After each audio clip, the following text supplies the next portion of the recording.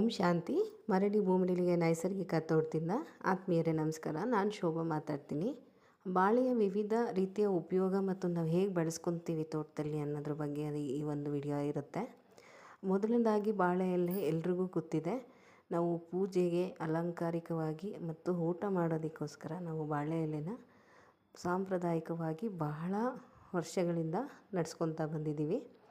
So ಅದರ ಉಪಯೋಗ ತುಂಬ ಇದೆ. ವೈಜ್ಞಾನಿಕವಾಗೂ ಸಹ ನಾವು ಬಾಳೆ ಎಲೆಲಿ ಊಟ ಮಾಡೋದು ಅತ್ಯುತ್ತಮ. ಇದ್ರ ನಂತರ ಬರೋದು ಬಾಳೆ ದಿಂಡು. ಸೊ ಬಾಳೆ ದಿಂಡಲ್ಲಿ ನಾವು ಜ್ಯೂಸ್ ಮಾಡ್ಕೊಂಡು ಕುಡಿಬೋದು, ಕೋಸಂಬರಿ ಮಾಡ್ಕೊಂಡು ತಿನ್ಬೋದು, ಪಲ್ಯಗಳನ್ನು ಸಹ ಮಾಡ್ಕೊಂಡು ತಿನ್ಬೋದು. ಸೊ ಬಾಳೆ ದಿಂಡು ಕಿಡ್ನಿ ಸ್ಟೋನ್ ಇರೋರನ್ನ ಕರಗಿಸಿ ಅದು ತಾನಾಗೇ ನೈಸರ್ಗಿಕವಾಗಿ ವಾಪಸ್ ಬರೋದಕ್ಕೆ ಅತ್ಯುತ್ತಮ ಮನೆಮದ್ದಾಗಿರುತ್ತೆ. ಬಾಳೆ ದಿಂಡು ಅಲ್ಲದಲ್ಲೇ ನಮಗೆ ಬಾಳೆ ಹೂವು ಸಿಗುತ್ತೆ.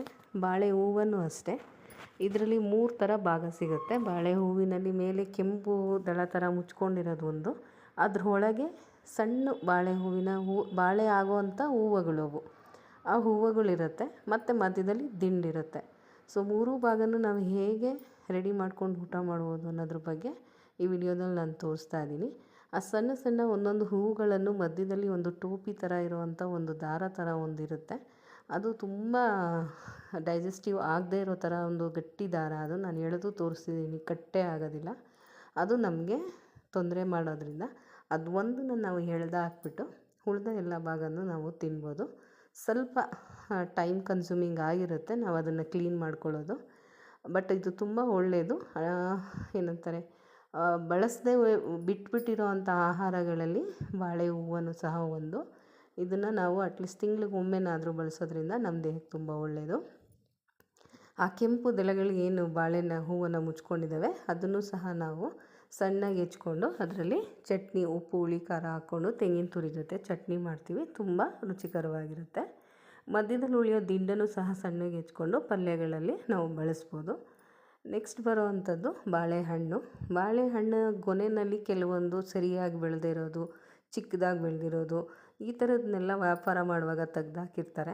ನಾವು ಆ ಬಾಳೆಕಾಯಿನ ಒಂದು ವಾರದ, ಅದು ಕಾಯಿ ಆಗಿದ್ದಾಗಲೇ ಒಂದು ವಾರದೊಳಗಡೆ ಅದನ್ನು ನಾವು ಚಿಪ್ಸ್ ಆಗೋ ಅಥವಾ ಪಲ್ಯದಲ್ಲೋ ಅಥವಾ ಬಜ್ಜಿ ರೀತಿನಲ್ಲೋ ಈ ರೀತಿ ಹಲವು ರೀತಿಯಲ್ಲಿ ನಾವು ಆ ಬಾಳೆಕಾಯಿನ ಉಪಯೋಗಿಸ್ಕೋತೀವಿ. ಇಲ್ಲ ಅಂದವರು ಜಾನುವಾರುಗಳಿಗೂ ಸಹ ಕೊಡ್ಬೋದು. ಹಣ್ಣಾದಮೇಲೆ ಎಲ್ರಿಗೂ ಗೊತ್ತಿರೋ ಹಾಗೆ ಪೂಜೆಗೆ ತುಂಬ ಒಳ್ಳೆಯ ರೀತಿಯ ಹಣ್ಣುಗಳಲ್ಲಿ ಅತ್ಯುತ್ತಮ ಹಣ್ಣು, ಪೂಜೆಗೂ ಇಟ್ಕೊತೀವಿ. ಹಾಗೂ ನಮಗೆ ಡೈಜೆಸ್ಟಿವ್ ಸಿಸ್ಟಮ್ಗೋಸ್ಕರನೂ ಒಳ್ಳೆ ಹಣ್ಣು ಆಗಿರುತ್ತೆ, ರುಚಿಕರವಾದ ಹಣ್ಣಾಗಿರುತ್ತೆ. ಬಾಳೆಹಣ್ಣು ಹಣ್ಣಾದಾಗ ತುಂಬ ಜಾಸ್ತಿ ಉಳಿದ್ಬಿಟ್ಟಿದೆ ಅಂತಂದಾಗ ಆವಾಗಲೂ ಸಹ ನಾವು ಹಣ್ಣುಗಳನ್ನ ಸಣ್ಣಾಗಿ ಹೆಚ್ಕೊಂಡು ಅದನ್ನು ಹೈಜಿನಿಕ್ಕಾಗಿ ಬಿಸಿಲಿನಲ್ಲಿ ಅಥವಾ ನಾವು ಸೋಲಾರ್ ಡ್ರೈಯರ್ಗಳಲ್ಲಿ ಒಣಗಿಸಿ ಇಟ್ಕೊಳ್ಳೋದ್ರಿಂದ ಇದನ್ನು ಸುಕೇಳಿ ಅಂತ ಕರೀತಾರೆ. ಇದು ಸಹ ನಮಗೆ ಅತ್ಯುತ್ತಮ ಡ್ರೈ ಫ್ರೂಟ್, ಬನಾನಾ ಫಿಗ್ ಅಂತಲೂ ಕರಿಬೋದು, ಒಳ್ಳೆಯ ಡ್ರೈ ಫ್ರೂಟ್ ಆಗಿರುತ್ತೆ. ಸೊ ಈ ರೀತಿ ನಾವು ಬಾಳೆ ಶುರುವಿನಿಂದ ಹಿಡಿದು ಕೊನೆಯವರೆಗೂ ಅದರ ಪ್ರತಿಯೊಂದು ಭಾಗವನ್ನು ಸಹ ನಾವು ಆಹಾರವಾಗಿ ಬಳಸೋದ್ರಿಂದ ನಮ್ಮ ದೇಹಕ್ಕೂ ಒಳ್ಳೆಯದು, ಆರೋಗ್ಯಕ್ಕೂ ಒಳ್ಳೆಯದು. ಹಾಗೂ ನಾವು ಅದನ್ನು ಪುನಃ ಮಲ್ಚಿಂಗ್ ಆಗಿ ಗಿಡಗಳಿಗೆ ಆ ಎಲೆ ಕಾಂಡನೆಲ್ಲ ಇಡೋದ್ರಿಂದ ಮಣ್ಣಿಗೂ ಸಹ ಒಳ್ಳೆಯದು. ಒಂದು ಗಿಡ ನಮ್ಮ ಹತ್ರ ಇದೆ ಅಂತಂದರೆ ನಾವು ಅದನ್ನು ಅತ್ಯುತ್ತಮ ರೀತಿಯಲ್ಲಿ ಉಪಯೋಗಿಸ್ಕೋಬೋದು ಅಂತ ಹೇಳ್ತಾ ಬಾಳೆಗೊಂದು ನಮಸ್ಕಾರ ಹೇಳ್ತಾ ಎಲ್ರಿಗೂ ಒಳ್ಳೆಯದಾಗಲಿ. ಓಂ